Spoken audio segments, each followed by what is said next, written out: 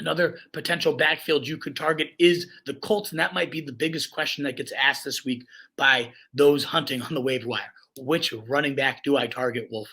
I wish I had a clearer answer, but I'll outline, how they were used recently. I'll outline what I expect the usage to be against the Chargers, and does it really matter for any of them? Let's talk about it. Deon Jackson, 13 carries, 55 yards, did haul in a receiving touchdown in that insane loss to the Vikings.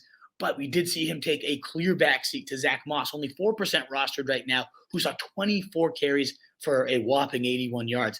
As always, disgusting and inefficient Zack Moss, but he played Moss 53 of the 79 snaps. 25 went to Deon Jackson. Now, they did have the lead for nearly the entire game before they blew it, but we also just saw Zack Moss not help them milk that at all. He was just 2 yards, 3 yards.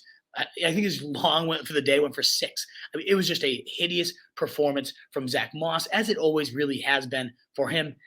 So that's where it becomes like, which one do you want to target? We did see Moss dominate the snaps and the workload, but he just didn't look good, and they did lose a historic comeback blown.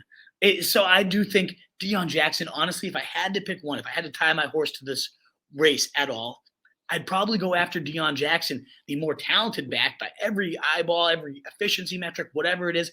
Deon Jackson has been significantly better. His one time starting, he had 10 catches on 10 targets, was the running back one that week. So we've seen him play at high levels. Now, what I think is going to happen, the Chargers are going to come in hot. They're going to put up 20 early points, and that definitely favors Deon Jackson. I do think both are worth rostering. It's a great matchup for backs, top 5 in points allowed. And if Moss ultimately gets the similar, again, 75% of the snaps, nearly all of the carries, then he's going to have some kind of value against a really, really soft run defense.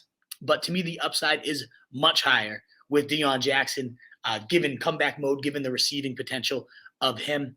They have already called up Jordan Wilkins, so that last situation is nobody's valuable at all, because Jordan Wilkins makes this a 3-headed nightmare, and it's a bad offense in the first place. The line has not been nearly as good as expected, so this could be just a complete and utter fool's gold situation, and nobody matters here.